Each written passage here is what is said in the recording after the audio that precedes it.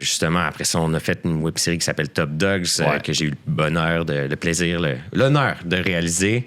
De ces 3 choses-là. On a gagné un Olivier pour la saison 1. Bravo! Félicitations encore. Alors que je vous parle, on est en nomination pour la saison 3 aux Oliviers encore. Fait que, Bravo! Tu vois dans sa face qu'il est content. Il est comme « Allô, maman, c'est moi! »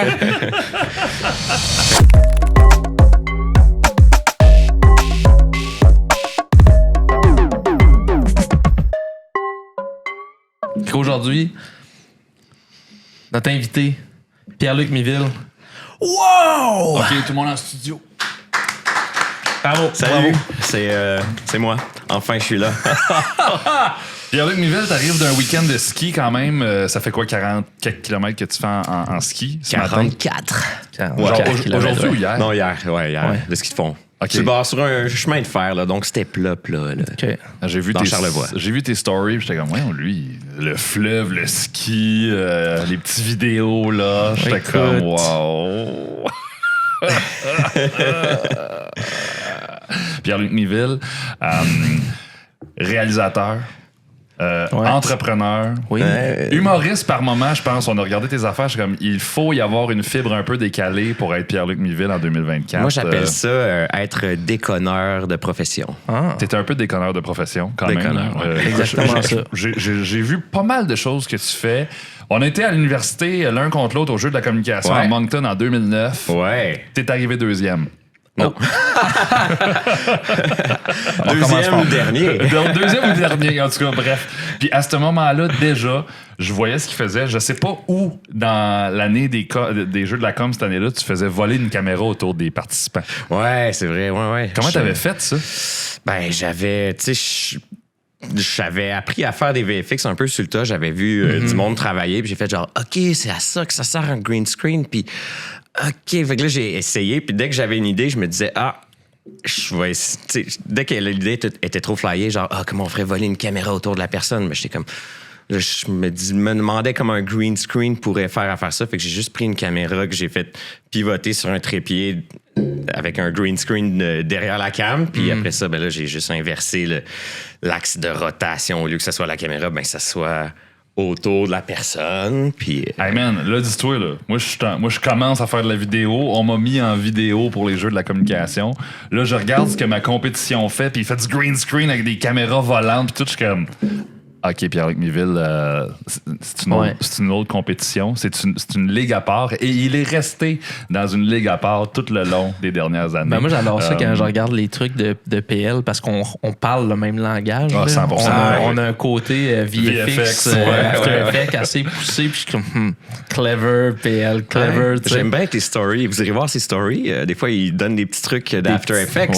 Une couple de trucs, mais plongeons dans le passé de PL. Oui. Ça serait intéressant quand même, parce que je pense que tu as appris une couple d'affaires en cours de route, ce qui a fait que tu es l'énergumène que tu es aujourd'hui.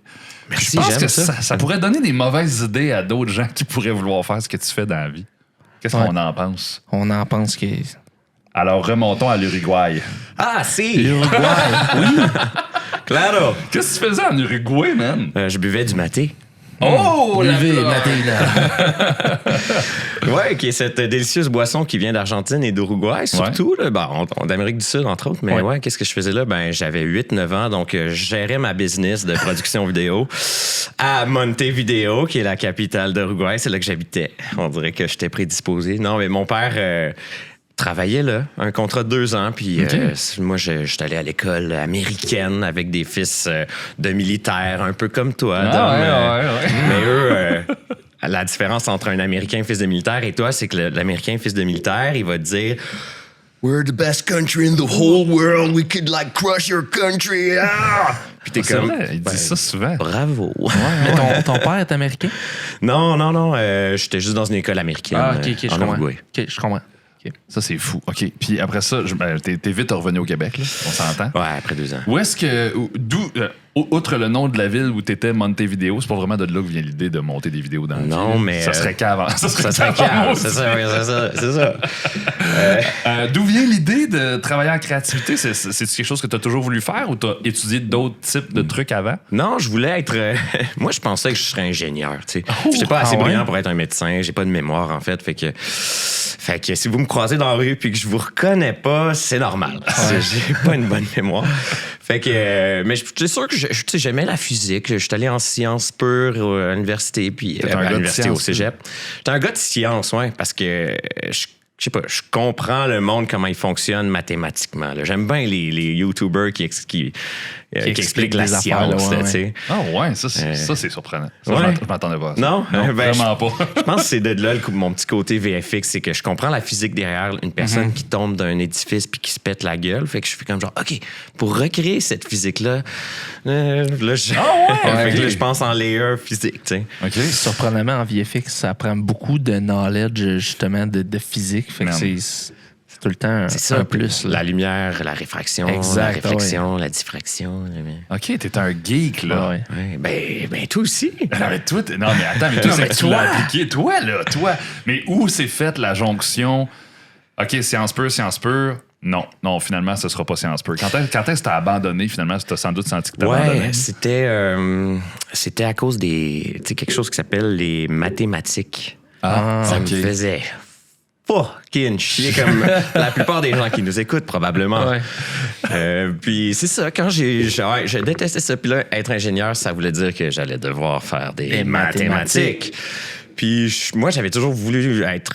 depuis que j'étais jeune, je jouais sur mon ordinateur Windows à mon atelier de cinéma en 3D, que tu faisais des petits films, tu animais des petits bonhommes qui marchaient sur place, puis là, tu essayais de comprendre pour les faire marcher en avançant. Puis je faisais des petits films avec ça en genre 6e année, puis j'avais jamais touché de caméra avant secondaire 3. J'en voyais des fois, puis j'étais tout le temps comme, aïe, il y a un écran là-dessus. Puis je voulais voir dans le petit œilleton, mais je pouvais pas dans le temps parce que c'était rare, là, des caméras. Je veux pas aujourd'hui, on a ça dans notre poche. Puis, mais, ça, c'était en quelle année? 2000, fait que 2003, je pense. Ouais, en 2003 ou 2004, je me suis acheté ma première caméra sur eBay.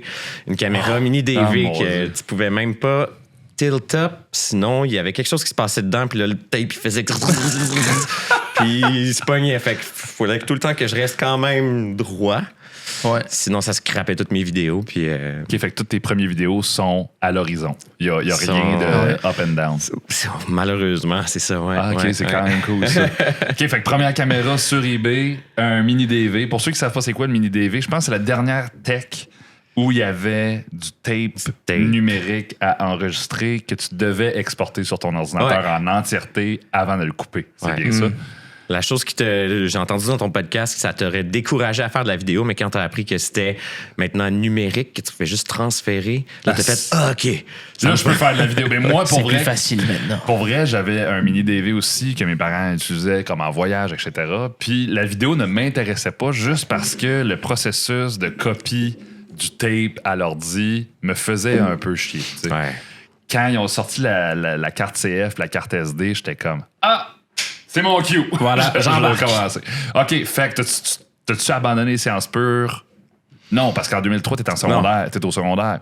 Fait que quand est-ce que tu t'es dit, OK, l'éducation en sciences, c'est terminé, les mathématiques, c'est pas pour moi, qu'est-ce que t'as décidé de faire? Je me suis dit, je vais essayer d'aller...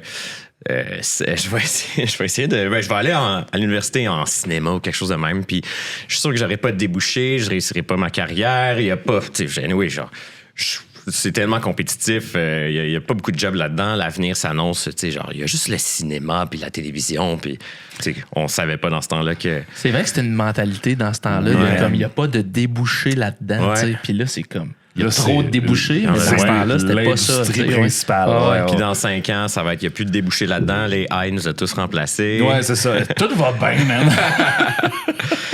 Mais ouais, fait que je me suis dit, j'ai toffé mes sciences pures. Puis après ça, je suis allé à l'université. Puis je gardais toujours en porte de sortie devenir pilote d'avion. Un peu inspiré par ton père. Non.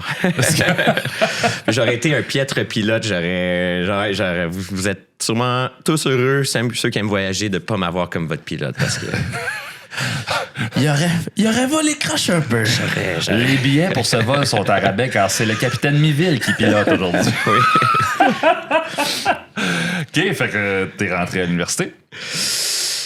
Oui, j'ai fait une université, une université. J'ai 1 an à l'université de Montréal en études cinématographiques. Vraiment cool. Je suggère aux jeunes qui nous écoutent, si vous voulez apprendre, regarder des films, apprendre le cinéma, allez là. Après ça, j'ai switché à l'université Concordia. Vraiment cool. Si vous voulez apprendre des films, en regarder, allez en film production. Moi, je suis allé en communication. Il a raté sa cible. J'ai manqué la chance. J'ai pas été accepté. Je sais pas, j'avais pas de portfolio. Tu sais, fait que les sciences pures obligent. Mais c'est ça. Fait que je suis allé en communication, puis c'est là que je me suis inscrit au jeu de la com. Puis quand j'ai compris que l'université, c'était pas tant pour moi, que je trouvais les profs fendants, puis la matière, c'était intéressant, ça faisait travailler le cerveau, mais moi, ce que je voulais, c'était pratiquer mon art. J'aimais les cours. Je me démarquais dans les cours pratiques, là, de faire des vidéos. Puis quand j'ai vu que les jeux de la com, c'était pratique et c'était aussi party, là où je t'ai rencontré, entre deux brosses, là, j'ai fait « OK, fuck pilote d'avion, je vais faire de la com. » Ouais. Puis c'est là que t'as sorti ton grand succès, là. Jean Charest contre-attaque. Ouais. C'est dans ces années-là. Ouais, Printemps érable. Tu veux-tu qu'on en écoute un extrait? Écoute, on en peut-tu? Ah non, mais là, l'autre affaire, c'est comme le gars, il fait voler des caméras, puis après ça, il fait des clips viraux, toutes les choses. Fait que là, j'étais comme, OK, mais moi, je te trouvais bon, déjà à l'époque. J'étais comme, lui, il s'en va quelque part. Il s'en va quelque part, puis moi, je m'en vais pas là, puis je devrais peut-être. Fait que c'était les premiers réflexes que j'avais quand je t'ai rencontré. Crime, t'avais déjà l'aura d'un gars qui allait avoir une business là-dedans. Ah, boy. C'est bien gentil. Je vais le prendre. Mais c'est vrai que je dois accepter les compliments. Tu devrais accepter les compliments. Donc, on va regarder ton premier hit. Dans ce monde de contestation. Dans nos oreilles. Oui. Je m'en rappelle, man. Où les politiciens grandissent. Des bons VFX pour les années quand même. Un homme contre tous. J'utilisais les références dans le temps. Incroyable. Ouais, c'est le feu. Charest. J'ai fait ça avec Flame.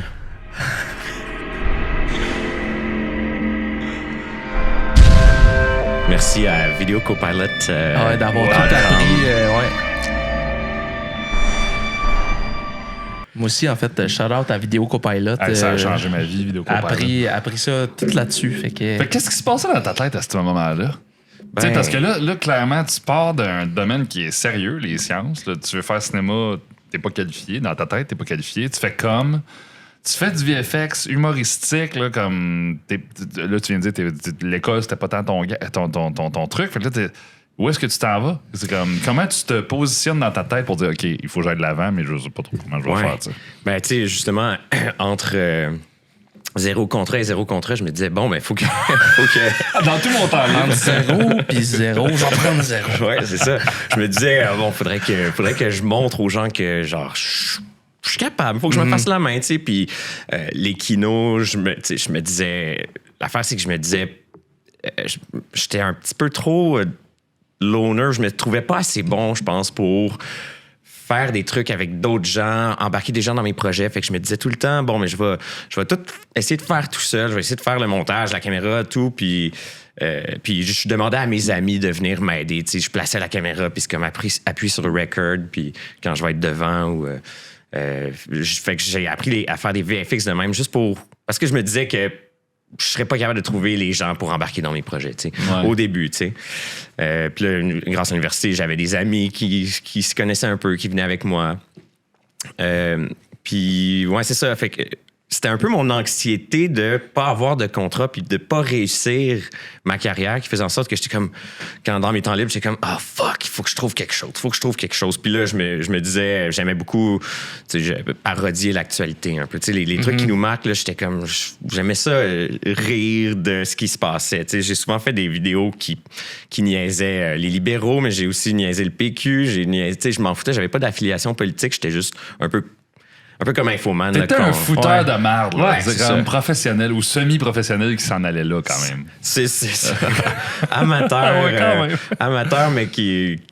Ouais, c'est ça. Je me rappelle cette vidéo-là de Jean Charest Contre-Attaque qui avait fait parler d'elle parce que c'était en plein printemps érable où il y avait une manifestation par jour, le monde était tanné, puis Jean Charest riait de la gueule des manifestants. Fait que c'était comme, bon, il y a tellement une balance de pouvoir bizarre. Tout le monde est dans les rues, puis lui, il s'en fout. Fait que puis j'avais entendu parler d'une manifestation où tout le monde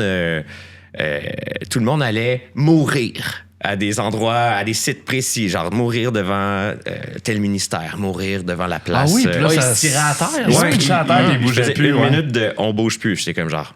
C'est parfait. Ça fit parfaitement dans mon concept de Jean Charest Godzilla qui écrase les manifestants. Fait que j'ai rassemblé des amis, on est allé se filmer ce jour-là. Ce qui est fucking drôle, c'est que c'était la manifestation des carrés rouges. Puis moi, je me promenais... Ben, en fait, non, c'est Laurent. Mon ami Laurent, il se promenait avec un green screen carré vert. Puis il était dans la foule en tenant ça. Puis là, les gens l'envoyaient chier. Qu'est-ce que tu fais, des câlisses? Puis il était comme, c'est un green screen! Les gens, c'était quoi un green screen? Juste ceux qui savent pas c'est quoi les carrés rouges, là, grossièrement. Mon souvenir est bon, c'était la hausse des frais de scolarité en partie, right? Ouais, c'est les ça. droits étudiants.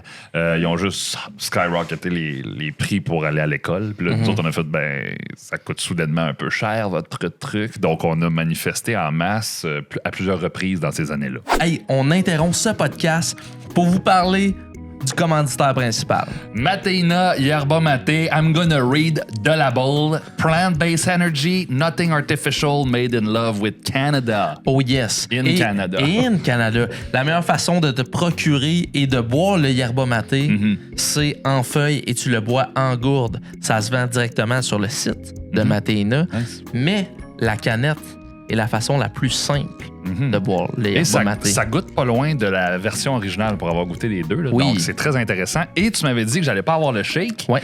Je n'ai pas le shake. On vous recommande pas d'en boire 160, mais pour avoir un petit feeling bien focus, je trouve ça parfait. C'est excellent. Puis dans des journées de tournage longues comme aujourd'hui, C'est perf. c'est perf.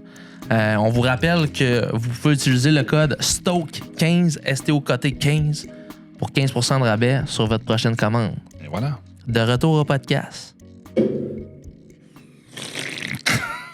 Ouais. Donc voilà. Pour les gens de moins de 15 ans qui nous écoutent. C'est ça. Ouais. Non, mais ça se peut que ça arrive. Donc, continue. c'est ça. Donc, toi, t'es dans l'équipe adverse avec tes carrés verts. Oui, c'est ça. Oui, voilà. Mon gros carnaval.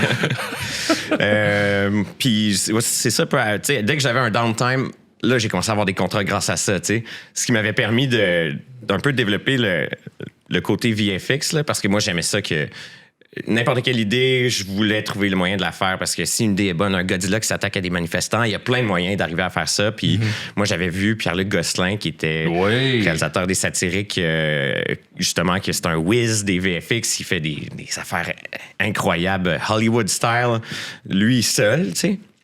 Puis je l'avais un peu shadowé sur quelques tournages, puis j'avais compris la dynamique de, tu vas tout le temps tourner avec un green screen. Moi, j'ai tout le temps, quand je vais en tournage, que ce soit un corpo, n'importe quoi, je vais toujours avoir un green screen qui flippe juste pour, genre, j'ai envie de faire quelque chose, je me dis, ça serait cool un texte derrière toi. Jadis, je sortais le green screen. Maintenant, il y a des outils de roto. Puis, maintenant, ça se fait tout seul. Ça se fait tout seul. C'est plus compliqué quasiment de le shooter sur green screen que de le shooter sur une plate normale. Là, fait que... Mais j'utilise toujours ça un peu parce que, ça me sauve souvent la vie. Genre, surtout en web-série, quand je tourne une web-série, des fois, genre, quand à la dernière minute, sortez-moi le green screen! Qu'on me sorte le green screen! Là, les gens ne comprennent pas, puis là, je suis comme, place-le là, puis là, je m'en vais devant, puis là, je pitch des vidanges. Puis c'est dur à expliquer aux gens quand l'idée est dans ta tête, puis t'es comme, je sais comment je vais le faire en pause, tu sais, puis t'es comme, justement, tu pitches des vidanges, tu fais des affaires, puis ils sont comme, OK, on le fait, on va juste le faire. J'ai pas le temps de vous expliquer, fais juste me l'amener, puis je pitch des vidanges. Fais semblant que tu tombes. Oui. OK, mais attends, OK, c'est bon. Fait que là, OK, le craft se forme chez Pierre-Luc Miville dans ces années-là. On est en quelle année quand tout ça se passe, les carrés rouges? C'était 2012. Ouais. OK. T'es-tu encore tout seul avec ton green screen ou là, tes amis commencent à être officiellement des gens de ton entourage professionnel? Ouais, là c'est ça. Là, à partir de là, je commence à avoir une certaine reconnaissance, là, à me faire proposer des contrats. Puis justement, Pierre-Luc Gosselin, il travaille beaucoup avec des humoristes, puis il commence à m'envoyer des contrats qu'il n'était pas capable de faire. Puis là, c'était mon rêve de travailler, faire de la comédie, travailler en humour avec des humoristes, faire des idées flyées. Ouais. Puis, tu sais, je pense que mon premier mandat, ça a été avec Alexandre Barrette qui se fait casser la gueule par Mike Ward. Parce qu'il essaie de vendre des billets d'Alexandre Barrette à quelqu'un qui va acheter des billets de Mike Ward. Il est à la billetterie du Théâtre Saint-Denis. Puis là, Mike Ward arrive et fait « Mon tabarnak! T'as-tu fini de... » Billetterie, bonjour. Des billets pour Mike Ward. Vous savez qu'il est un petit peu vulgaire, hein? Il sac toujours, il parle juste de boules.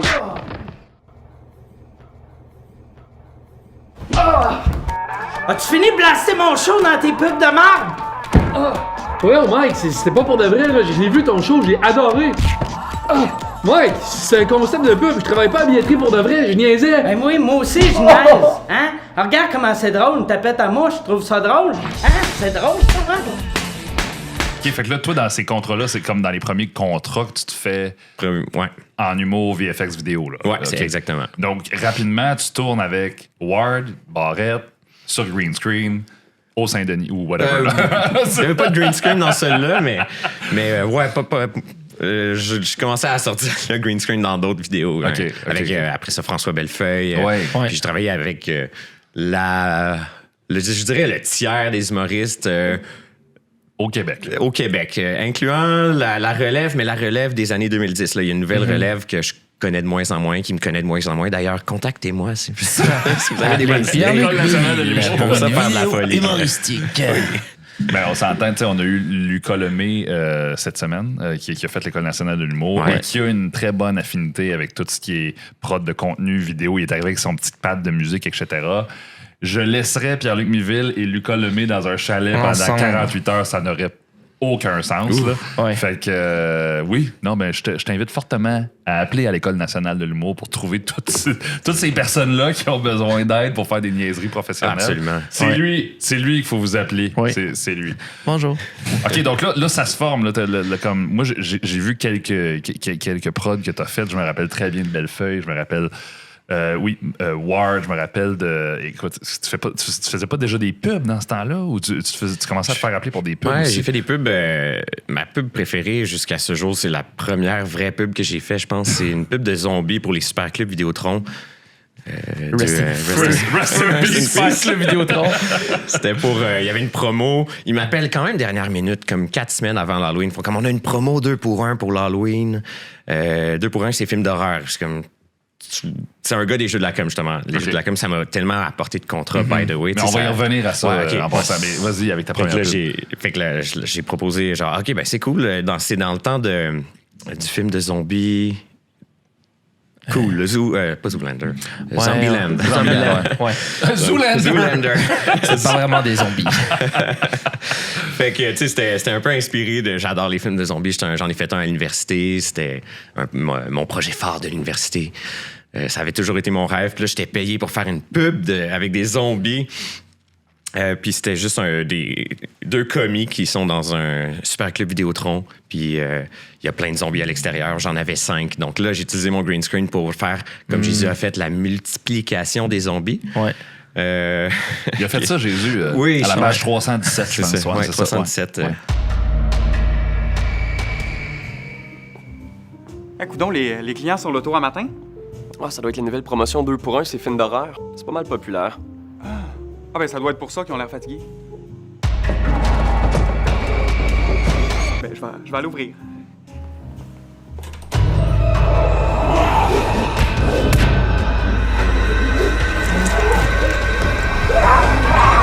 Non, ouais, vous avez déjà mangé un commis aujourd'hui. Là. Ah, ça! Non, les 2 pour 1, c'est vraiment juste les films d'horreur.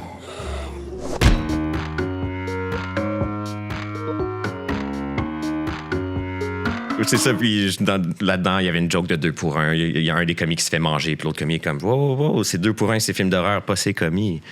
Fait que c'était une bonne chose. Ah ouais. Fait que je devine que tu as commencé à écrire et à conceptualiser comme sérieusement. Là. Parce que tu sais, rapidement, ton nom a circulé dans l'industrie du Québec comme étant le genre de canif suisse, publicitaire, fiction, humour que tu pouvais appeler s'il fallait que tu fasses de quoi de bien fait. Pas cher, puis il fait bien des affaires, il les fait bien avec un petit côté cinématographique. Parlant de pas cher, est-ce qu'à ce temps-là, tu étais un one-man army ou tu travaillais avec des. Tu étais tout seul quand tu faisais la pub de Vidéotron? Non, j'étais pas tout seul. Je commençais à engager des gens, directeurs, directrices artistiques. Mais mettons, je faisais ma propre direction photo, montage, VFX, que je fais encore. Ça m'arrive encore de faire ça. J'aime ça. Contrôler la caméra, toucher la caméra, c'est un langage. Fait que quand tu maîtrises.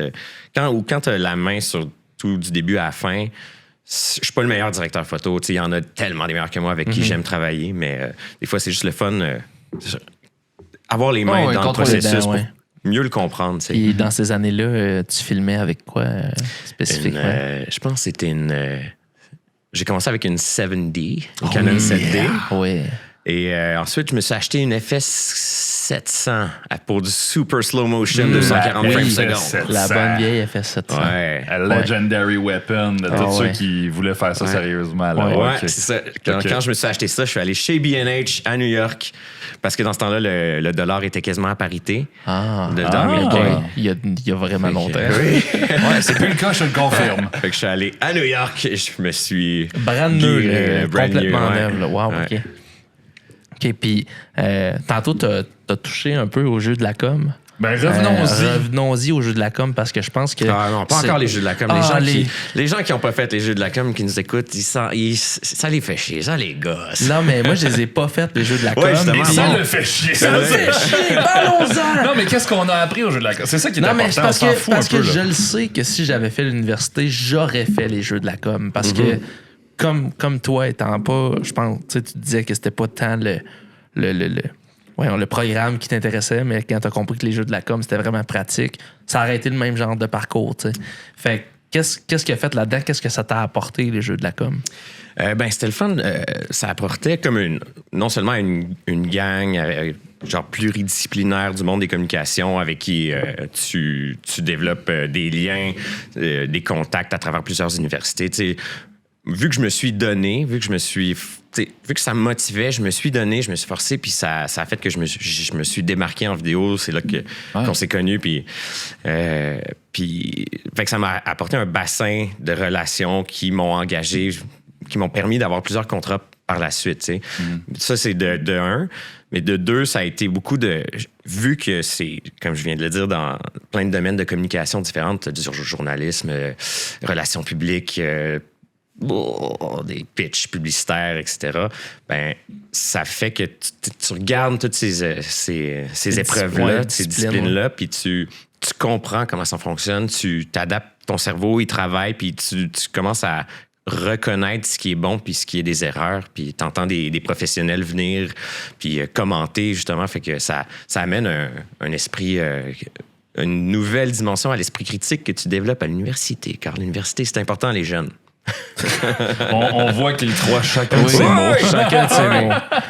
Il y a un tueur à gage de l'autre bord de la rue, engagé par l'université. Non, puis j'imagine que... Est-ce que c'est là que tu as connu tes partenaires de chez Cozy TV? Pas en tout. Pas en tout? Non, du tout. Mauvais segway. OK, non, mais... Puis ils n'ont pas vraiment fait l'université, c'est ça qui est drôle. Ah, OK. Je veux pas les stouler, là. Non, ils ont des doctorats, des postdocs. Ah, OK. Peut-être. J'ai jamais vu leur diplôme, mais... mais tout ça pour dire que je reformule ma question d'abord. Quand est-ce, de quelle façon arrive Cozy? Dans l'université? Non, c'est pas vrai. Jérémy est confondu. J'ai travaillé, fait des contrats pour le Grand Défi Pierre Lavoie pendant plusieurs étés, plusieurs années de ma vie. Et tu sais, c'était fou, là. C'était justement le Grand Défi Pierre Lavoie, c'est là que j'ai rencontré mes partners de l'entreprise que j'ai fondée après. le Grand Défi Pierre Lavoie, c'est non seulement les jeunes qui font des cubes énergie avec leurs parents, mais c'est aussi des gros événements avec plein de vidéos. Le DG, c'est un ancien réalisateur, puis il était comme, moi, la vidéo, c'est ce qui va nous mettre sur la map, c'est le web qui fonctionne. T'sais, c'était un des précurseurs de genre la contenu, présence web, du contenu web. T'sais, vraiment, il mettait beaucoup d'argent là-dedans, puis c'était payant. T'sais. Il y a eu une très bonne vision, en tout cas, parce que sont sur la map, puis pas mal à part ça. Là, ça. Mais Si vous avez des jeunes, ceux qui nous occupent qui ont des enfants, ben... J'imagine que vous savez de quoi on parle. Mais, les cubes énergie.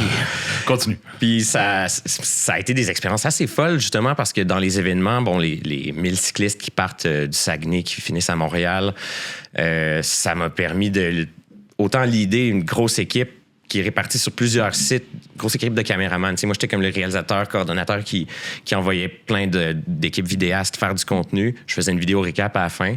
Mais ça me permettait aussi des fois d'aller dans des hélicoptères Griffon de Bagotville, par exemple, pour filmer en hélicoptère de l'armée, pour des gars qui sont en vélo, parce que l'armée, tu sais, ils commanditaient un peu, non officiellement, là, mais ils prêtaient les hélicoptères pour ces événements-là, vu que c'était bon pour la communauté. Puis, fait que c'est juste ça, juste avoir ridé la porte ouverte avec ma caméra dans un hélicoptère d'armée, puis shooter le monde avec une caméra.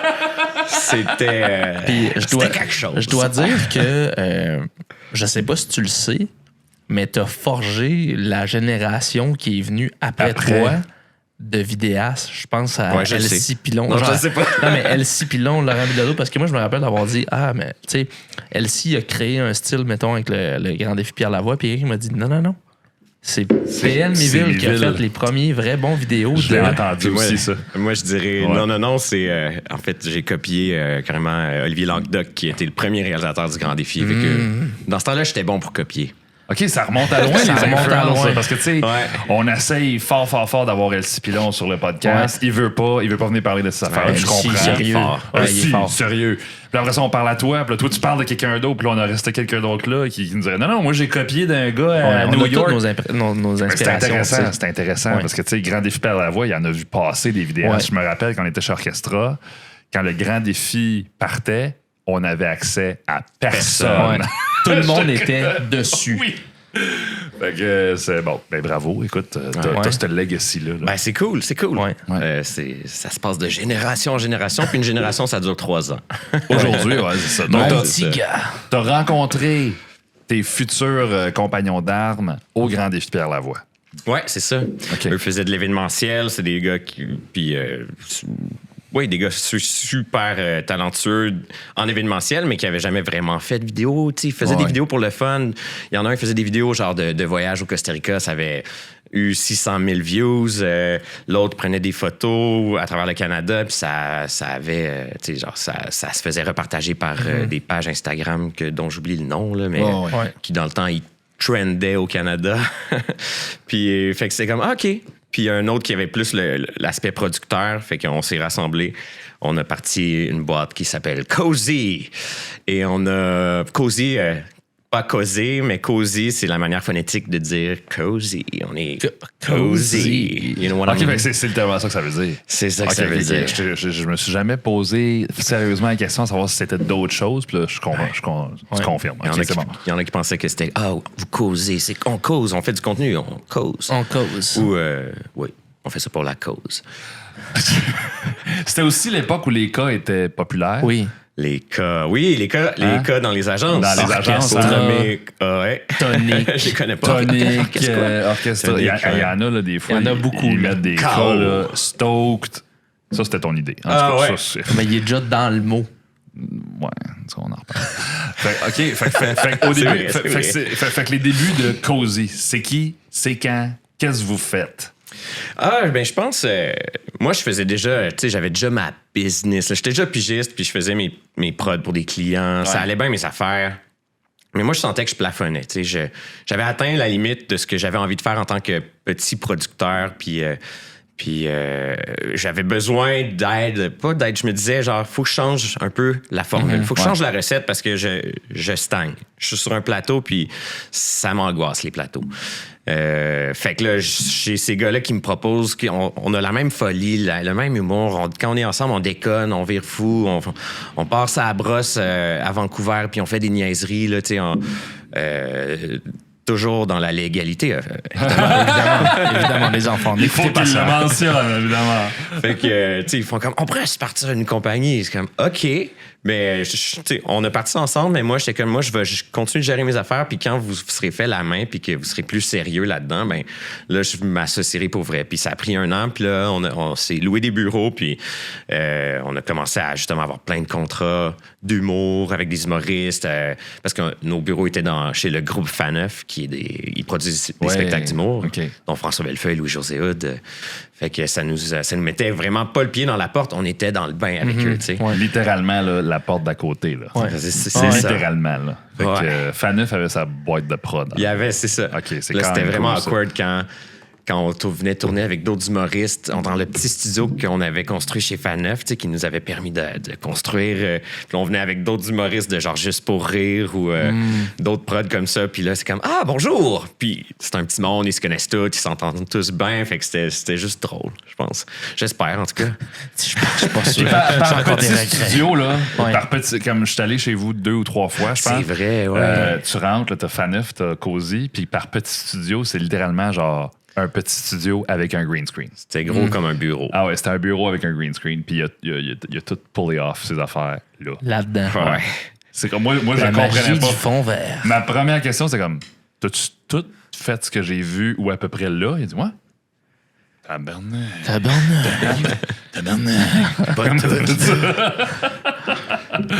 Hey, c'est malade. OK, fait que là, ça roule. Les humoristes après. Ouais. En fait, votre chiffre d'affaires, c'était-tu principalement humour ou il y avait d'autres 3 choses? millions. Non, c'est pas vrai. 3,5 millions. Ouais, ben je te dirais qu'à un moment donné, ça nous inquiétait parce que à un moment donné, on faisait beaucoup, tu sais, Faneuf avait beaucoup de clients, puis on s'était rendu compte que 40% de notre chiffre d'affaires, c'était Faneuf, puis là, on a un problème. Si Faneuf nous lâche pour d'autres choses. tu sais, eux, ils changeaient beaucoup leur modèle d'affaires dans ces années-là aussi. Puis, fait que là, on a mis la gomme sur devenir une agence de pub pour faire compétition à une boîte que je respectais beaucoup, Orchestra de Gatineau. Oui. Puis, On les connaît. c'était pour faire compétition à Orchestra, là, 100%. T'es sérieux, là? Non. Non, mais parce moi, je me suis déjà fait demander si on était affiliés ou associés ou si on se parlait. Parce que vous aviez des cas dans vos noms? Non, pas rien que ça. Ben, je pense que l'approche était très similaire. Oui. Il y a des gens qui ont travaillé avec Pierre-Luc, il y a des gens qui ont C'était toujours travaillé avec... champ gauche un peu. Oui, puis tu sais, je pense il y a même des gens qui ont dit vous avez l'air dans la même famille, hein, comme c'est un peu comique. Ouais. Puis parlons-en parce que je pense qu'un des main sellers que vous aviez, c'était l'originalité, mais aussi l'agilité. Vous avez jamais été nous on travaille pas en bas de 50 000 $. Non, on va figurer de quoi puis ça va arriver. T'sais. Ouais, c'est ça. Fait que comment c'était placé parce que Montréal a quand même une réputation de plateau, de grosses équipes. Les agences sont quand même grandes et grosses ou moyennes et lentes. Donc, comment tu t'es placé là-dedans? Comme ton modèle d'affaires, c'était quoi? Ben, le modèle d'affaires, c'était, tu sais, nous, c'était genre. En tout cas, moi, personnellement, puis nous aussi, là, mais moi, personnellement, c'était en donner plus pour l'argent, parce que le plus c'est éclaté, le plus c'est original, le plus c'est funky, le plus c'est genre. Poudre. Pas d'escampette. Pas d'escampette, là, ça c'est sauvé. Poudre aux yeux. Poudre aux yeux. Tu sais, le mot poudre, là. Qu'est-ce qu'on fait avec le mot poudre? Poudre! Le plus il y a de poudre. Le plus je suis content. Plus il y a de poudre, plus il y a d'escampette. Ça, c'est sûr que vous allez mettre ça dans un petit. Dans un reel, là. C'est bon. Plus il y a de poudre, plus il y a d'escampette. Ah non, s'il vous plaît. Excuse, on parlait du modèle d'affaires. C'est ça. On parlait du modèle d'affaires. Oui, c'est ça. Fait que le but, c'était comme toujours avoir les idées les plus flyées, puis les rendre réalistes. Ce qui me faisait le plus plaisir, moi, à mon ego, parce que j'ai un énorme ego, tu sais. C'est quand un client nous disait « Ouais, mais là, ça va coûter cher. » On est comme « Mais ça rentre dans ton budget. Mm-hmm. Ah ouais? Moi, j'étais comme « Ouais. » Puis, tu sais, c'est un petit peu... si j'ai justement des trucs à apprendre aux gens... C'est un peu se tirer dans le pied que de faire ça, tu sais, en promettre plus, puis de vouloir en faire plus. C'est comme, moi, je m'en fous un peu de l'argent, puis nous, c'est ça aussi. On voulait réaliser un peu nos idées, nos fantasmes. Ouais, c'est ça. On voulait le faire, là. Ouais. Puis, c'est le fun, mais tu lèves tout le temps plus la barre, puis le prix augmente pas, puis c'est pas comme ça que tu rentabilises, tu sais. Ton barbershop de production vidéo. Fait que c'est une bonne chose qu'on a appris. Puis mon cœur est encore là-dedans. Je veux toujours en donner plus. Puis, tu sais, bon, des fois, il y a des producteurs qui me disent wow. S'ils en veulent plus, on va leur vendre plus. Mais là, ils en veulent pas. Ils sont pas prêts à payer pour plus. Fait que, tu sais, genre. Fait que ferme ta gueule. Stay cool. Je suis comme, oh shit, mais ça serait tellement cool avec genre un rainbow. Ouais. Fait que. C'est l'esprit créatif des fois qui prend le dessus, puis t'es comme, j'aimerais ça, Je mais. pourrais le faire tout seul. Non, nous, on engage telle boîte de VFX quand on fait des VFX. Ouais, mais je peux le faire. Ouais. Oui, mais non. Oui, mais non. Ouais, ça, on se le fait dire souvent. Oui, mais non. Oui, mais non. OK, fait que là, continue. Cozy, vous roulez. Là, ça roule. Ouais, ça roule. Là, vous voulez diversifier vos revenus. On diversifie nos ça revenus. peut pas juste être de C'est l'humour. ça. Là, j'ai compris que tu as commencé à en écrire aussi. Parce Ben que oui, là, on aimait beaucoup, justement, pas répondre à des commandes parce qu'on se disait, on trouvait tout le temps que le créatif, des fois, c'était pas assez poussé, c'était trop simple. Est-ce que je parle trop loin de mon micro? Non. C'est parfait, on t'entend super bien. Fait que le créatif était pas assez hot ou adapté à la marque, ou ça nous rendait mal à l'aise des fois de le tourner, puis on se disait, il me semble que ça serait cool, telle idée, puis on s'est engagé, on se mettait à faire de la conceptualisation, puis on n'était pas perçu comme une agence, mais on commençait à offrir des services d'agence, puis là, on a engagé un stratège qui nous a stratégisé des belles campagnes. Puis petit à petit, on a engagé des gens, puis on s'est affiché comme une agence de pub, tu sais, qui a la boîte de production intégrée. Fait que mon esprit est très vidéo, fait que nos pubs étaient très axés en mode vidéo pour le web, tu sais, et campagne télé si le client avait le budget. Ce qui est arrivé. Oh. Fait que, tu sais, vous aviez quand même une mentalité qui commençait à être très pertinente pour les années. Ça, c'est les années, quoi, 2014? 2017. Ben, on a fondé la compagnie en 2014, puis l'agence est plus venue en 2017, genre 2018. OK. Ouais. Parce que là, c'était l'aube du contenu et de la présence web à l'infini pour tout le monde, là. Ouais. Et là, moi, je vous regardais aller, j'ai comme, OK, ça va, ils vont battre des balles dans le fond d'un stade dans pas très long. Ouais, non. Donc, parle-moi des premiers projets sur lesquels Cozy a signé quelque chose de, justement, de coup de circuitaire. Coup de circuitaire. Donc, tu sais, vous avez fait Top Dog. Ça, c'est dans ces années-là? Ouais, ben ça, okay. On a commencé à faire des web-séries aussi. Des web-séries, en parallèle. On voulait devenir une boîte de production qui ferait un jour des séries. Là. Fait qu'on a commencé à se joindre au milieu de, je sais pas, au microcosme des web-séries au Québec. Ouais. Il n'y a pas beaucoup d'argent, mais il y a plein d'idées. Ouais. C'est le slogan des bailleurs de fonds. Oui. Donc, parle-moi de quand vous avez commencé à créer ça, parce que pour de vrai, c'est un virage qui est pas facile à prendre. Non. Justement, au niveau financier, mais au niveau créatif aussi, puis au niveau de la prod, etc. Mais vous avez réussi.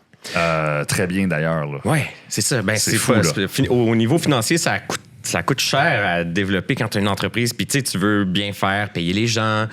Il faut faire des pilotes, il faut faire des demandes de subventions. Puis, l'argent est là, mais est limité. Puis, mais c'est parce qu'on baignait avec des humoristes aussi. Fait qu'on leur disait, venez nous pitcher des concepts, venez nous voir. Nous aussi, on en avait. Moi, je rêvais de faire une série sur un peu... d'interviewer des brasseurs, mais rendre ça funny comme Between Two Ferns. Fait qu'on a fait une série qui s'appelle Autour d'un keg. Puis ça, c'est encore à ce jour, c'est la chose la plus drôle. On l'a regardé tantôt et on braillait de rire les deux. Ah ouais, c'était très bon. C'était très bon. OK, cool. Parce que, tu sais, ça a pas pogné, mais tu sais, dans le temps, c'était difficile de faire pogner des trucs. On a sorti 4 web-séries en même temps, dont la première saison de Les Prodiges, qui était une web-série avec Julien Lacroix, Yannick Demartino. La saison 2, on s'est fait produire par Tout TV, Radio-Canada. Puis là, c'était plus disponible à un plus grand public. Puis, justement, après ça, on a fait une web-série qui s'appelle Top Dogs, que j'ai eu le bonheur, le plaisir, l'honneur de réaliser. De ces 3 choses-là. On a gagné un Olivier pour la saison 1. Bravo! Félicitations encore. Alors que je vous parle, on est en nomination pour la saison 3 aux Oliviers encore. Fait que, bravo! Bravo! Tu vois dans sa face qu'il est content. Il est comme, allô, maman, c'est moi! Fait que, bravo, Pierre, c'est bon. Ouais. Ben, merci. Yes. Puis, tu l'as mentionné rapidement, mais je sais pas si c'est toi qui touches à ça, mais est-ce que t'as des... J'imagine que tu as des bonnes connaissances maintenant dans tout ce qui est subventions qui entoure les web-séries et ce type de médias-là.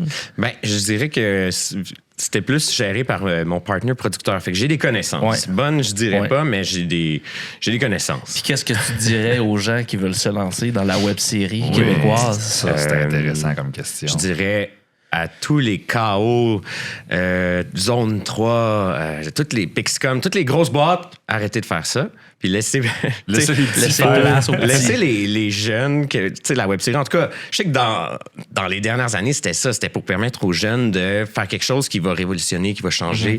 Tu sais, permettre à des nouvelles équipes de se faire la main, tu sais. Ouais. Puis plus les budgets vont être sérieux, moins ça va être le cas. Là. C'est comme, ben là, c'est sûr. Mais pour les séries courtes, moi, je parle de séries courtes parce que nous, on faisait c'est ça, les web-séries, dans le temps, c'était des séries courtes, ce qu'on dit aujourd'hui, pour pas diminuer la valeur. Parce que t'as, mettons, c'est comme ça que je t'aime, ben ça sort sur le web en premier, donc c'est techniquement une web-série qui est diffusée à la télé après.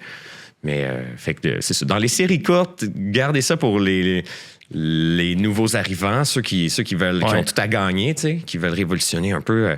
Puis pour les longues émissions, ben là, OK, amusez-vous. Pourquoi as-tu l'impression que la joute ou le jeu de coude que tu as peut-être vécu avec certains joueurs de l'industrie t'a ralenti ou t'a handicapé dans ton travail? Ou... Ben, tu sais, moi, ça me dérange pas tant quand ça arrive, mais je pense plus aux artisans indépendants. Ben, c'est que quand tu perds un pitch de web-série contre une grosse boîte qui travaille avec des professionnels, puis c'est comme genre, les budgets sont pas là anyway pour alimenter alimenter ceux qui travaillent professionnellement puis qui gagnent des bons revenus, puis ça les fait chier de travailler avec des plus petits salaires parce que c'est ça, les séries courtes, là, les salaires sont plus limités que, mettons, en télé. Tu sais. C'est moins réglementé avec l'Actis, avec la RRQ, même avec l'UDA.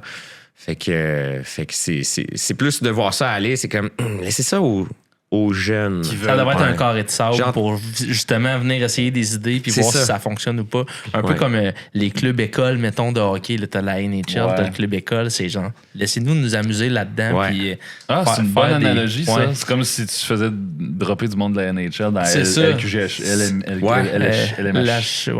Celle-là. Tu veux gagner le championnat, on drop une coupe de bons joueurs puis on gagne le championnat, mais c'est pas ton championnat. C'est pas ton championnat. Il n'y a rien à gagner, là. Je veux dire, c'est ça.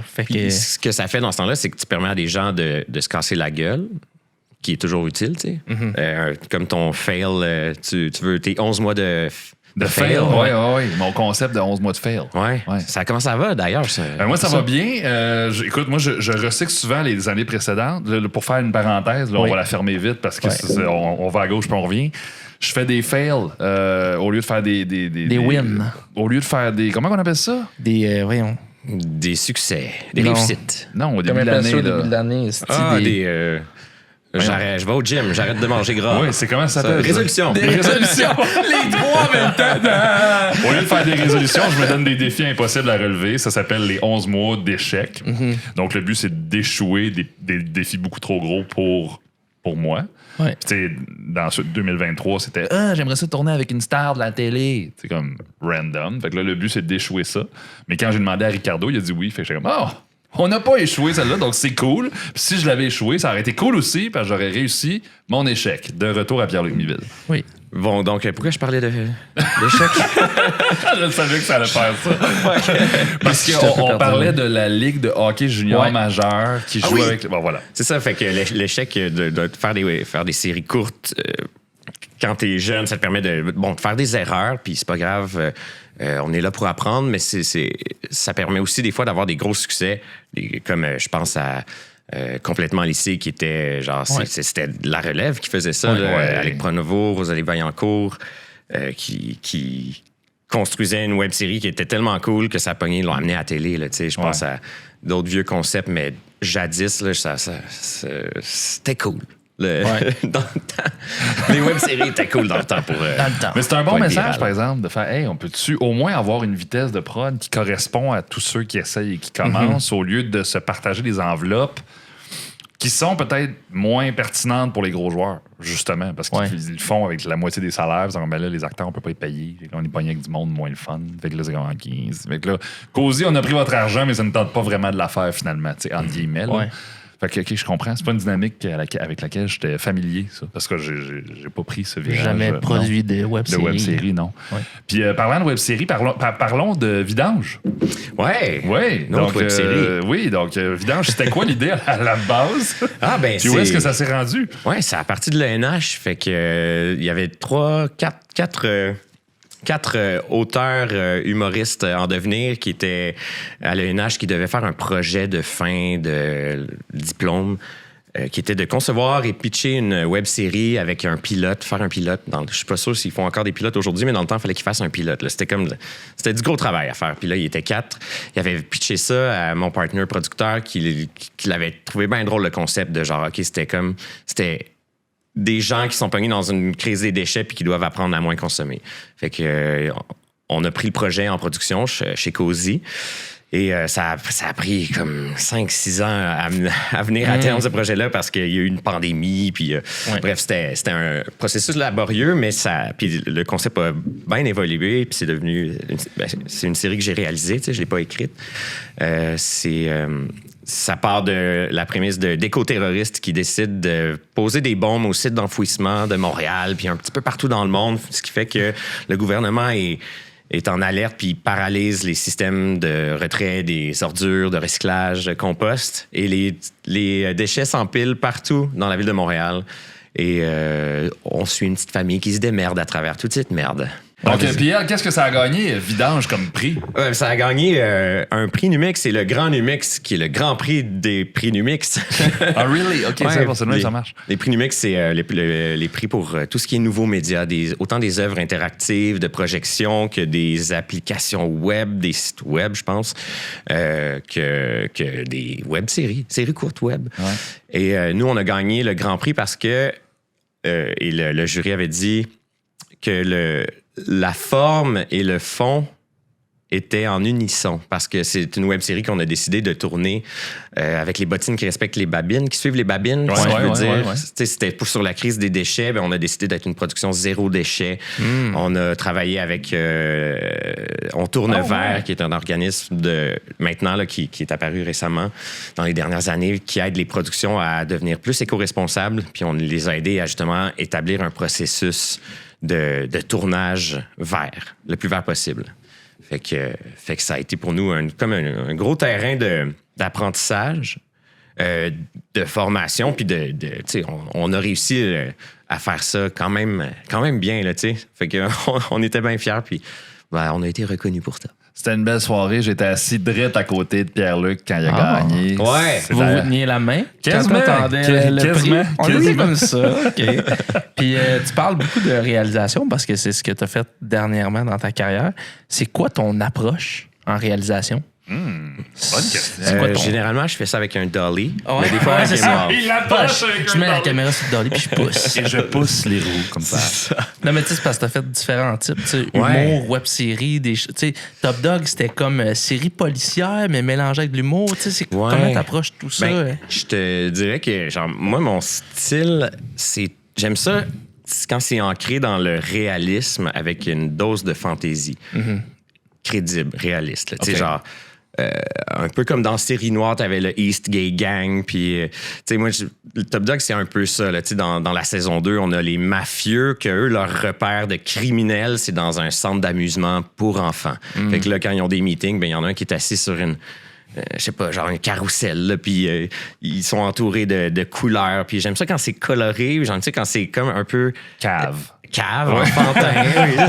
On va le dire. Je dirais enfantin. Enfantin. J'ai un petit kid de 8 ans à moi qui est encore là, puis qui voit la vie avec plein d'innocence, puis qui voit du bon dans les gens. Fait que, tu sais, quand on me parle de criminels, je suis comme genre, ils sont cute, ces criminels-là, dans cette série-là. On va les mettre dans un centre de jeu. C'est hot, à maudit. Est-ce que t'as-tu un segment de prod préféré? Est-ce que tu préfères-tu l'humour, la pub, la série courte, la série longue? Je sais pas. Qu'est-ce que tu préfères faire comme réalisateur? Ah ouais, mais c'est une bonne question parce que, tu sais, avec les années, j'ai commencé, j'ai fait des corpos pour le Grand Défi Pierre Lavoie, pour des petites compagnie. Après, j'ai fait de la pub, j'ai fait des pubs avec des humoristes, des capsules avec des humoristes, puis la web-série. Puis c'est tellement des mondes différents, c'est tellement des approches, des manières de travailler différentes, avec des attentes différentes. Je parle, mettons, en corpo, faut que tu satisfasses le client. T'as pas besoin de trop te démener. T'as pas besoin de faire genre les shots les plus folles de ta vie. Puis si tu veux le faire, tant mieux. C'est ce que j'essayais de faire le plus possible. Puis chaque projet, j'essayais de mettre la gomme. Je m'angoissais à faire un petit projet que j'aurais jamais dû m'angoisser à faire. Mais ça faisait en sorte que genre je m'angoisse sur tous mes projets puis je veux donner le meilleur de moi-même. Ce qui veut dire que ça m'a amené à faire de la pub, ça m'a amené à faire des trucs avec des humoristes que j'avais beaucoup de respect pour eux. Et j'ai eu l'honneur, le plaisir de travailler avec eux. Puis là, quand tu travailles avec des humoristes, là, c'est différent. Il faut que ça soit drôle. Ils s'en foutent un peu si c'est beau. Il y en a qui veulent... Non, je veux que ça soit beau, je veux que ça soit look clean, sharp. ouais. Mais ce qui est le plus important, c'est je veux que ça punch. Je veux que ça soit drôle. Le gag, il punch. Puis pour ça, on peut enculer des mouches pendant des heures. Je me rappelle avec François Bellefeuille, quand il vient faire du montage avec moi, le gag, il fonctionne. Est-ce qu'il fonctionne mieux avec un frame à gauche, un frame à droite? C'est comme, on y reviendra. Puis on revient sur le frame. C'est comme, non, c'est vraiment un frame à droite. Là, donne-moi un frame de plus, puis le gag, il marche, là. Puis c'est chirurgical, tu sais. Certains humoristes, c'est chirurgical, il y en a moins. Mais François Bellefeuille, c'est très chirurgical. Il n'y a pas un background de science, justement. C'est vétérinaire. Fait que j'imagine quand il opère un chien pour il est chirurgical. En fait, on devrait faire l'inverse. Tu devrais aller opérer un animal avec lui. Tu dis, excuse, un peu à gauche, un peu à droite. C'est moi qui ai son épaule, fait comme... c'est bon, c'est bon. Puis après ça, quand j'ai commencé à faire de la série, de la série courte, Top Dogs, c'est une série avec des humoristes et des comédiens, mais les auteurs, c'est du monde en humour qui veulent que ça punch, que la courbe dramatique, c'est pas tant... la courbe émotive, dramatique, c'est pas tant ce qu'ils recherchent. Eux, ils recherchent... Faut que ça rie, tu sais, faut que t'aies des gags Puis moi, dans une série courte, ce que je cherchais, c'était comme ça. Oui, des gags, c'est super important, il faut que ça soit drôle, mais c'est important qu'il y ait une courbe narrative qui nous hook, qui nous garde accrochés tout le long d'un épisode, puis que ça soit pas juste un épisode de gags. De gags, ouais. Surtout que c'était une série policière, fait que c'est ça. On a beaucoup travaillé avec eux pour gérer une espèce d'arc narratif de saison, d'épisodes. Puis finalement, quand tu écoutes les 3 back-à-back, ce que j'ai fait récemment, ça s'écoute vraiment bien, c'est le fun. Là, ça culmine avec la saison 3 qui est vraiment cool, qui a Mike Ward justement dedans. Je dis Mike Ward parce qu'il y a un podcast, puis on fait un podcast, puis c'est le podcast le plus connu. Ça vient naturellement. Ça vient naturellement. Mike Ward. Il est dans saison 3. Allez écouter la saison 3. Invite-les pour qu'ils viennent nous parler de comment faire des podcasts qui lèvent. Ça serait fou, ça. Ouais. Il dirait sur le toit à gueule, puis jase. Fuck ton plan, là. Tu vois que ton iPad, là, fuck ça, là. Arrête de suivre ton plan. Arrête de suivre le plan. Puis t'as-tu des... Puis mettons que moi, demain matin, je sors de l'école, puis je veux devenir un réalisateur. Ouais. Ah, mais attends, j'ai pas fini. Il a pas fini. Parce qu'après ça, j'ai fait Vidange, puis ça a été un projet. Tu sais, j'avais beaucoup de réalisations derrière la cravate, mais travailler avec des comédiens sur un projet qui est plus comédie dramatique, un peu plus de drame là-dedans, puis d'émotion. Là, je travaillais avec des comédiens, puis c'était comme un nouveau monde que je devais réapprendre à travailler avec, parce que c'était plus le gag qui importait tant, c'était genre, faut mettre le comédien dans le moment. Dans le moment, qui vivent l'émotion, puis qui transmettent la bonne émotion. Puis, tu sais, j'étais comme, OK, mais faut que vous m'aidiez à...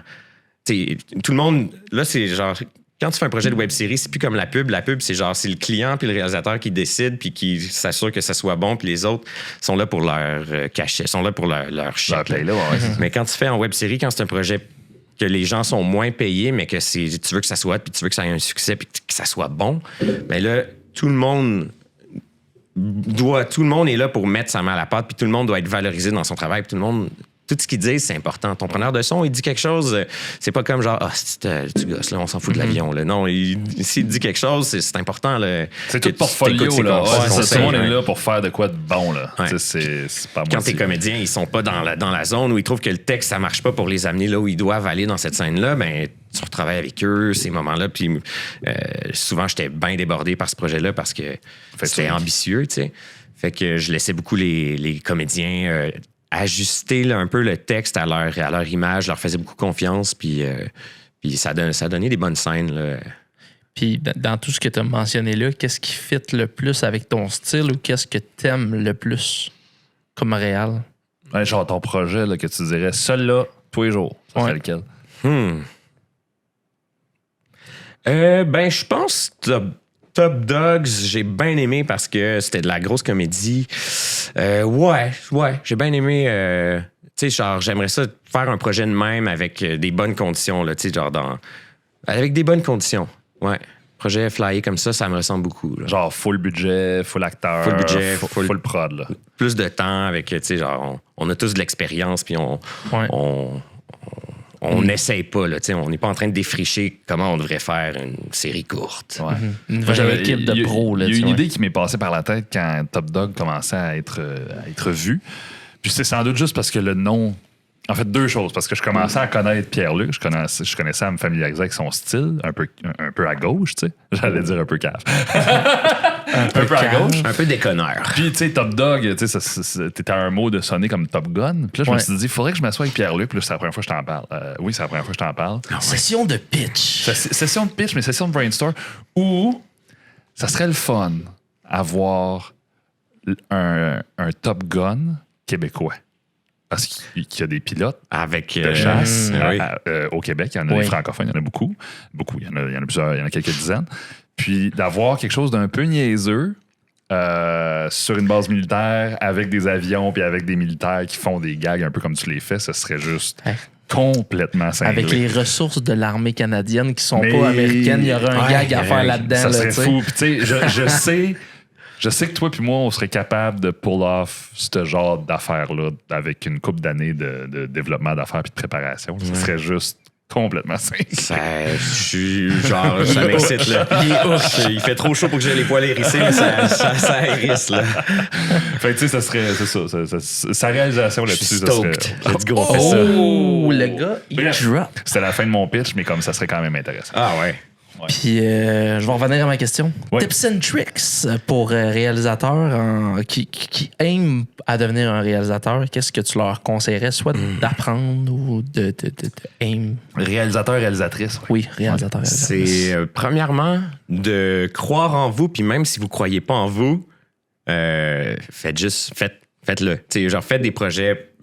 Un réalisateur, ça c'est pas parce que c'est allé à l'université que ça va réussir. C'est pas parce que en fait, c'est parce que ça a des idées en tête puis ça pousse pour qu'elles viennent avoir le jour, ces idées-là, que ça se fait remarquer. Puis, tu sais, c'est de bien s'entourer aussi ou d'apprendre à le faire soi-même des fois. Tu sais, il y a plein de réalisateurs qui ont fait des trucs dans leur sous-sol avec des petits bonhommes des stop motion puis qui après ça ils ont pu réaliser des films puis des grosses pubs puis fait que c'est comme genre faites-le. Si vous avez pas d'idée, collez-vous à des gens qui n'ont.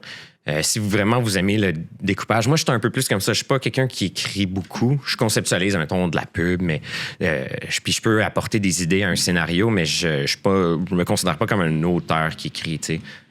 Mais j'adore lire un scénario, mon esprit est visuel, fait que je l'imagine, puis là je propose des idées, puis là moi c'est souvent dans l'action, beaucoup d'auteurs c'est dans le dialogue, puis moi dans le dialogue je vois de l'action, puis je leur propose des actions, puis ok on rajoute ça comme layer, tu sais, parce que c'est ça un réalisateur à la base, c'est quelqu'un qui met en action des mots. Puis, fait que si vous avez la chance d'aimer écrire et de vouloir réaliser, ben là tant mieux, là, moi c'est mon talon d'Achille, c'est l'écriture. Mais fait que faites juste essayer de le faire. Puis si vous visez pas pour l'argent, ça va venir un jour. Puis si ça vient pas, ben tu sais après ça, il va falloir reconsidérer votre carrière. Mais assurez-vous aussi, moi comment j'ai réussi, c'est comme beaucoup de gens aujourd'hui, c'est en partageant mes trucs. Tu sais, ce qui au début des médias sociaux était un peu mal vu par ceux qui n'avaient pas passé par là, parce que c'est comme si tu te mets de l'avant dans tes vidéos puis que tu partages ça sur les réseaux sociaux, c'était c'est pas cool, là, c'est pas bon, mais mais il faut que je me fasse connaître. Fait que j'essayais de me mettre de l'avant dans mes vidéos, puis que je les partageais. Puis je fais ça encore aujourd'hui, puis j'aime de moins en moins sharer ces médias sociaux. Si je pouvais fermer mon compte Facebook, je le ferais, tu sais. Mais je le fais juste par pur marketing de ma propre personne.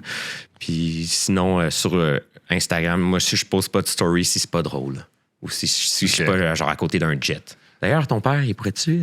Trouver des jets? Me trouver un jet. On peut trouver des jets facilement. Ça dépend toujours de l'argent que t'as. mais oui, c'est drôle. Puis, tu sais, parenthèse, tu sais, les amis de mon père sont des pilotes. Ouais. Et ces pilotes-là, des fois, ont des business ou des flottes d'avions recyclés ou rachetés de d'autres armées pour faire de l'entraînement. Donc, tu sais, si jamais il y a des gens en cinéma qui ont besoin d'avions ou d'hélicoptères, il faut juste trouver les bonnes personnes avec les bons services. Fuck. Ouais. OK, ouais. Donc, Top Gun Québec, ça serait quand même drôle. Ça serait drôle, là. OK. Le fusil du dessus. Maintenant, un autre sujet. T'as quitté Cozy récemment? Oui. Oui, qu'est-ce qui s'est passé? Oui. Écoute. Parlons-en. Qu'est-ce qui s'est passé? Ben, tantôt, je parlais de pourquoi je me suis associé à ces gars-là. C'est que j'avais atteint un plateau. Ben là, je trouvais depuis quelques années que je m'assoyais dans mes lauriers. Tu ne te renouvelais pas. Je me renouvelais pas.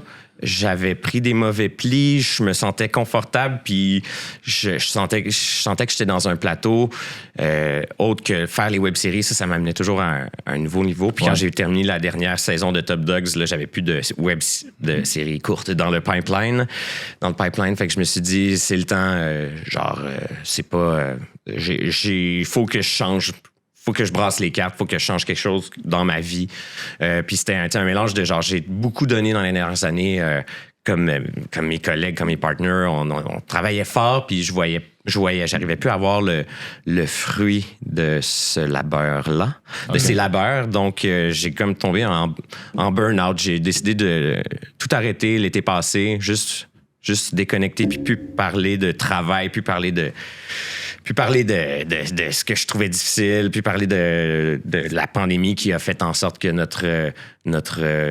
autant notre chiffre d'affaires que notre nombre de collègues, que genre notre business était dans une montagne russe. Montagne russe, là. Tu sais, 3-4 ans de montagne russe assez intense. Là. On est passé de 19 employés à des mises à pied, à rembaucher. Puis c'était dur sur moi, mon moral, qui était... zéro entrepreneur. Ben, pas zéro entrepreneur, là, si je dis ça, mais j'ai des amis qui vont me dire non. Mais bon, moi, j'étais comme... Mon ambition, ça n'a jamais été d'être entrepreneur. C'était de faire des folies en vidéo. Puis être entrepreneur, c'était un outil pour atteindre ça. Puis là, j'avais atteint mon plateau.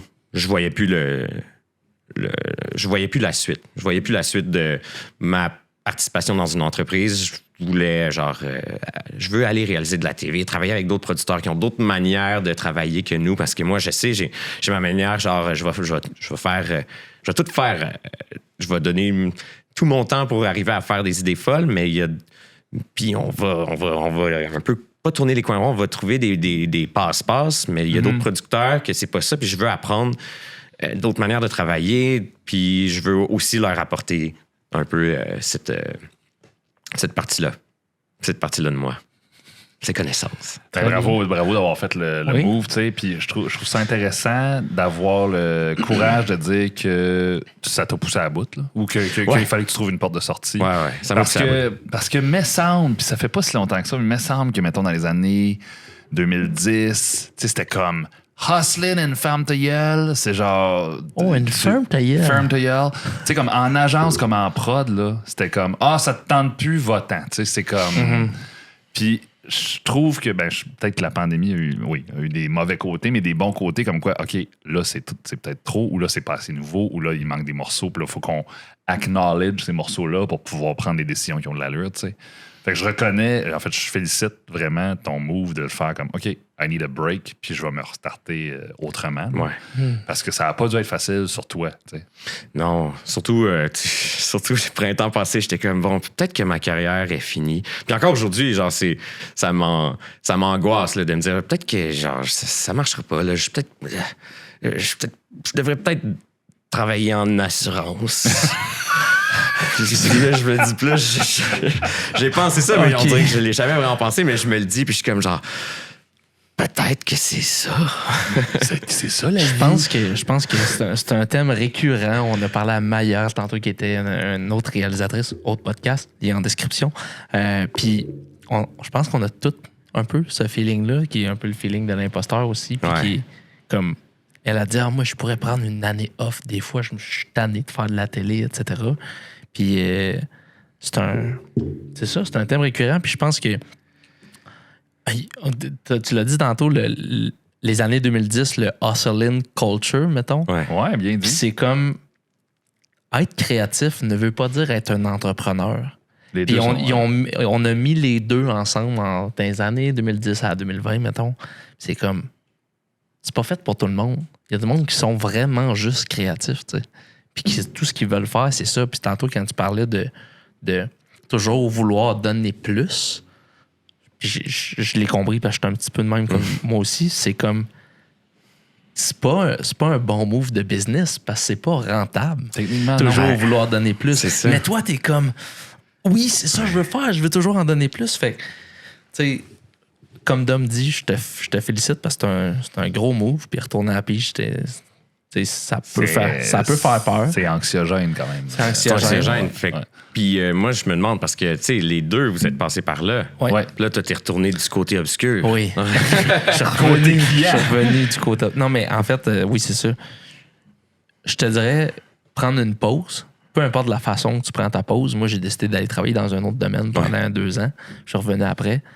Mais c'est la meilleure chose que j'ai faite de ma vie. Ça m'a juste fait comprendre qu'est-ce que je voulais absolument faire. Tu sais, toi, c'est un break.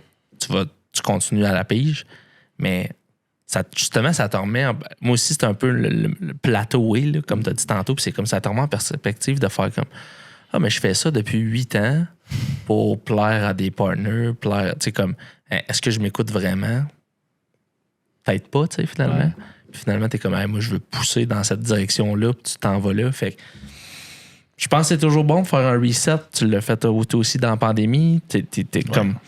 Puis je pense qu'en tant que créatif, t'as pas le choix de te renouveler. Fait que... Ouais, c'est ça. C'est un gros move. Félicitations, man. Ben, merci. Merci, félicitations, vous aussi. Écoute, on se prend-tu dans nos bras? On se tient là-dedans. Fait que là, c'est quoi vos conseils pour un gars comme moi qui retombe à la pige là, puis qui est comme genre, en ce moment, les seuls contrats que j'ai, c'est parce qu'il faut que je sois out there pour annoncer plus aux gens que je suis à la pige, mais les seuls contrats que j'ai, c'est comme encore pour... Je fais de la pige pour causer, là, je suis en bon terme avec mes partners, puis moi, c'était super important. Je voulais que ça reste mes amis parce que à la base, on est devenus amis avant de devenir des partners, tu sais. Puis c'est 2 cousins avec leurs frères, fait que là, eux, c'est de la famille. Ils sont déjà amis, ouais. Mais je pense que, moi, le conseil le plus important, c'est first, t'es vraiment performant dans ce que tu fais. Je pense pas que tu devrais aller en assurance. Ça serait le meilleur pour le monde de la réalisation. Ne fais pas d'assurance. Ne fais pas ça. Puis vraiment, sincèrement, tu sais, de reach out. Tu sais, c'est fou comment on pense. Tu sais, juste de faire comme, hey, je vais, tu sais, n'aie pas peur d'aller out there puis de le faire. Puis moi, je l'ai fait à ma façon en startant le podcast. Puis ça m'a permis de faire des contacts. Puis ça m'a permis de reach out parce que tu restes dans ta bulle. Mais clairement, c'est ça le nom de la guerre. Là, puis c'est... Moi, j'ai ça, le style de réseautage, là, mais comme t'as pas le choix. LinkedIn, quand même important. LinkedIn. Je travaille encore chez Cozy. Je suis encore partner chez Cozy sur LinkedIn. Oui. On va faire le move, là. Quelqu'un m'a fait remarquer que j'étais encore affilié à mon ancienne agence sur LinkedIn. Ouais, c'est toi aujourd'hui. C'est moi qui te l'ai dit. C'est ça, j'ai dit, on devrait peut-être changer ça. Moi, je sais pas, j'ai des conseils à te donner, honnêtement. À part que j'aime faire quelque chose quand je stresse sur quelque chose. Ouais, c'est une drôle de phrase. J'aime reculer le plus loin que je peux. J'appelle ça faire le big picture. T'sais. Puis le big picture, c'est quoi? Mettons que tu recules le plus loin possible pour Pierre Miville en 2024 à Montréal avec ce que tu sais faire, le parcours que tu as, le portfolio que tu as, les connaissances que tu as. C'est. Le pire des scénarios, c'est quoi? C'est que le téléphone sonne pas, que je reste assis à une chaise puis que je disparaisse de l'écosystème québécois. Les chances ou les risques que ça arrive sont de pratiquement 0. Bref. Fait que... C'est pas ce que mon anxiété me dit. Je sais, mais à ton anxiété, tu peux dire les risques que ça arrive sont presque nuls. Maintenant, tu mets ça de côté. Now what?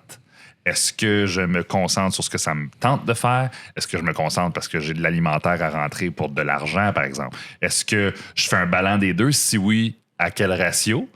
Puis après ça, tu dis, OK, ben, je vais rentrer, je sais pas moi, 75 000 par année et je vais starter mon propre projet de web-série un peu niaiseuse avec mes amis humoristes qui restent. Puis ça va être ça pour 2024. Puis next thing you know, tu vas refaire un genre de update avec toi-même dans un an. Tu vas faire, ben l'alimentaire, ça me fait pas tant chier. J'ai eu beaucoup de fun à faire X, Y, Z contrat. Ça l'a rentré de 75 000 $. Puis j'ai pris de ce 75 000 $-là, puis je l'ai mis dans mes projets de web-série ou de contenu peut-être plus propriétaire. Puis là, tu continues de te build in mind. Puis ce qui va arriver, c'est que les opportunités ou les portes que tu ouvres, tu les auras sans doute même pas vu venir. Là. Il y a quelqu'un qui va t'appeler et dire « Hey, j'ai entendu telle affaire, j'ai vu ça. Je t'ai vu aux Oliviers, on fait ça. J'ai besoin d'aide sur telle série. Tu as dit que tu voulais travailler avec les diffuseurs ou d'autres réalisateurs. On t'invite sur ça. Ça te tente dessus. Puis là, tu vas faire « OK, l'anxiété vient de disparaître et je n'ai pas perdu mon temps pendant une fraction de seconde. Pow! Ouais. Fait que tu sais, you know what? Le big picture, pour moi, a aidé à réajuster la situation avec Orchestra. Il a fallu que je me trouve d'autres choses. Puis à un moment donné, je me suis dit, OK, ben si c'est pas ça, il va falloir que ce soit ça. Donc là, j'ai remis du temps, mettons, Van Life Saga. Je me suis remis du temps avec des clients où j'avais plus la main sur les caméras, la main sur les scénarios, ce que j'avais arrêté de faire avec une équipe, tu sais. Puis là, aujourd'hui, je suis comme, OK, ben attends, là, il y a quand même beaucoup de lignes à l'eau. Là, s'il y en a une qui mord comme il faut, je vais être occupé pour un bout. Fait que en ce moment, j'attends quasiment que ça morde pas trop. Fait que, tu sais, c'est un peu ça que j'aurais à dire. Ouais, je sais pas si c'est pertinent.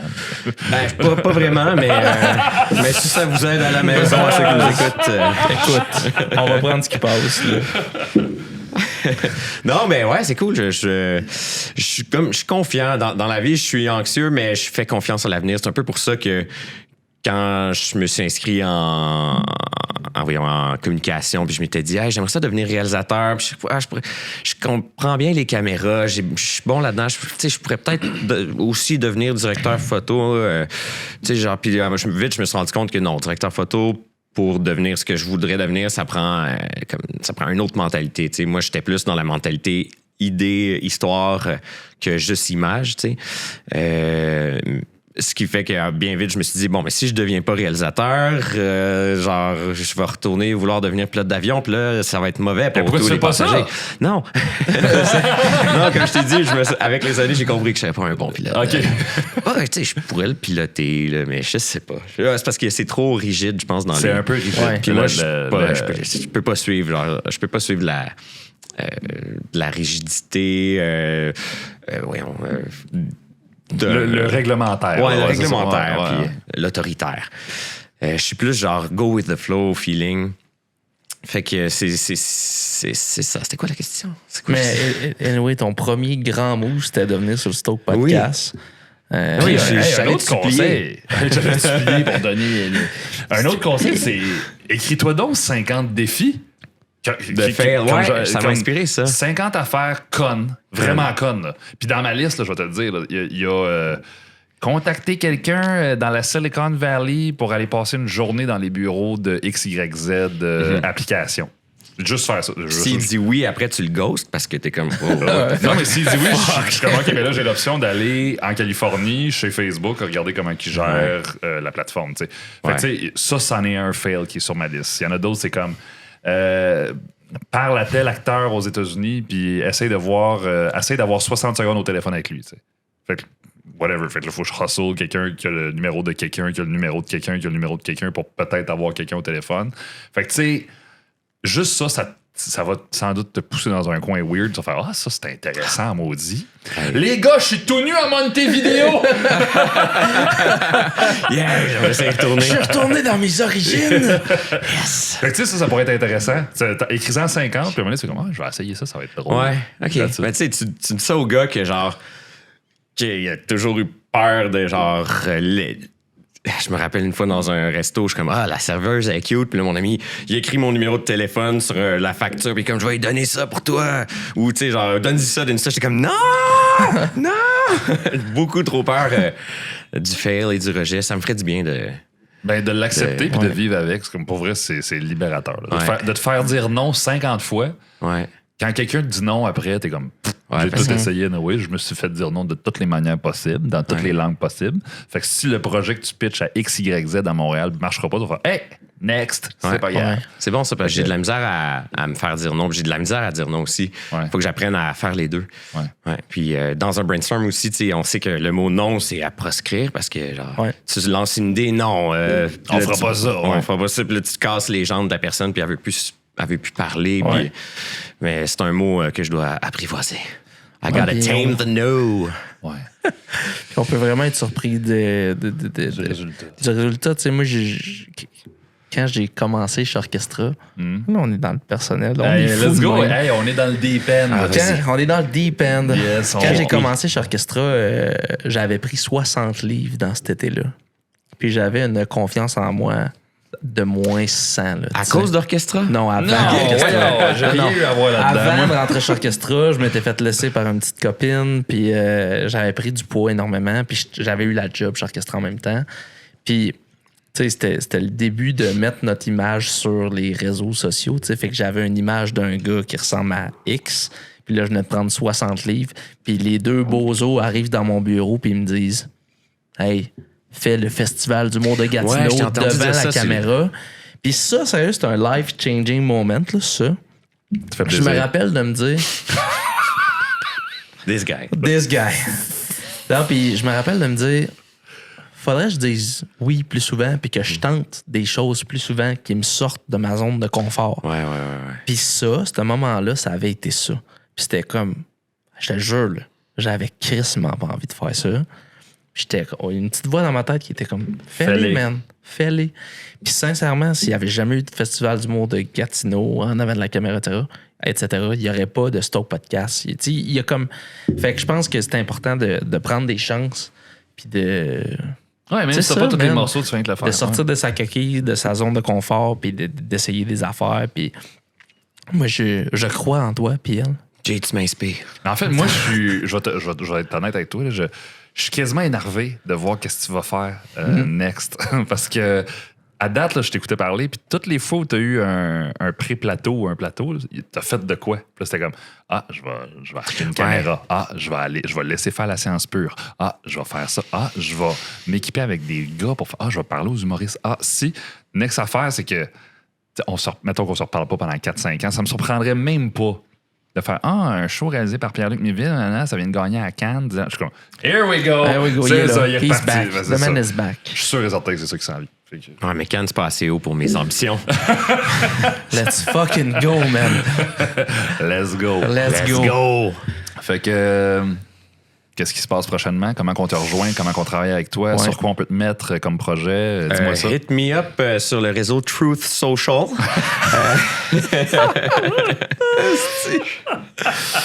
Non, qu'est-ce qui se passe pour moi prochainement? Ben là, je sais pas. Qu'est-ce qui se passe? Tu vas faire une course de 80 km l'été prochain. OK, ben là, le gars, il est en shape. Le gars, il se pousse, tu sais. Ouais, mais la trail. Essayer la trail, c'est le fun. C'est courir en nature, en montagne. Tu marches en montant, tu dévales les pentes en descendant. Ou pas, si t'es pas casse-cou comme moi. Mais non, c'est ça, j'adore la trail. Ça remplit le temps. Ça me donne du bon temps. Puis là, je m'enligne pour un 80 km, puis je vais le regretter à partir du 40e. Ouais. Puis je vais le finir, puis je vais faire comme, OK, je vais pouvoir faire un 125 la prochaine fois. Là, je vais le regretter à partir du 40e. Comment c'est pas ça? C'est comme c'est un peu une drogue. C'est un peu une drogue. Là. Ça me rappelle quand je suis tombé dans l'opium. Dans les années 80. Ah oui. Toujours plus. C'est pour ça que j'ai un peu séquelles aujourd'hui. Non, mais sérieusement, je pense que tu as un site web sur lequel il y a ton portfolio. C'est plmiville.com. Oui, qu'on est allé consulter tantôt. On peut juste te dropper une ligne, puis on te demande si tu veux participer sur les affaires. Il y a mes coordonnées là-dessus. Ajoutez-moi sur Facebook.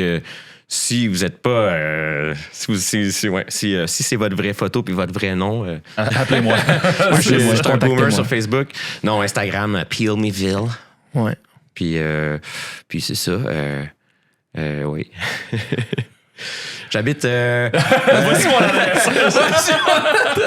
Mon P.O. Box, c'est celle-là. Merci d'être venu sur le podcast, man. Moi, ça m'inspire beaucoup ce que tu as fait. Ça m'inspire encore aujourd'hui. J'ai hâte de voir ce que tu vas faire demain. Puis si moi, ça m'inspire, je suis sûr que ça inspire Jay. Ben, des gens. Ça inspire Jay. Puis, Merci. Pile, je suis sûr qu'après ce podcast-là, le téléphone va sonner. Ah, il n'y a pas eu besoin du podcast. Le téléphone Non. il sonne déjà, il signe pas. Merci pour le podcast. Merci de m'avoir invité à votre podcast. Le podcast, ça fait J'aime bien ça plaisir. faire des choses flyées, puis je sens que vous avez genre la même énergie que moi, que j'aime un petit côté déconneur, Ouais, il petit faut. côté cave, là, comme Il tu faut, dirais. il là. faut. ça. De toute façon, Puis- être trop sérieux, je sais pas si ça. En fait, toi, non, dans ta carrière, ça va, mais c'est pas plus payant d'être Non. trop sérieux tout le temps. Non. Puis à date, les gens qu'on rencontre, c'est comme. Ouais. Idéalement, on se prend pas trop au sérieux. Ah, quand je on me prends travaille pas au là-dedans. sérieux. Non, non, Ouais. il faut pas. Mon ego, Excellent. il est bien placé. Là. Il est à la Il est bonne bien place. dosé. Il est bien dosé. J'aime bien écouter Hey, les on gens. fait-tu un point de la finalité à 3? Là, pour ceux qui écoutent, on touche nos points On touche un peu nos points. awkwardement. ouais. On se regarde dans les yeux, Je me longuement. Je me sens pas bien. C'est- On va finir On là-dessus. finit là-dessus. Merci la gang, à la prochaine.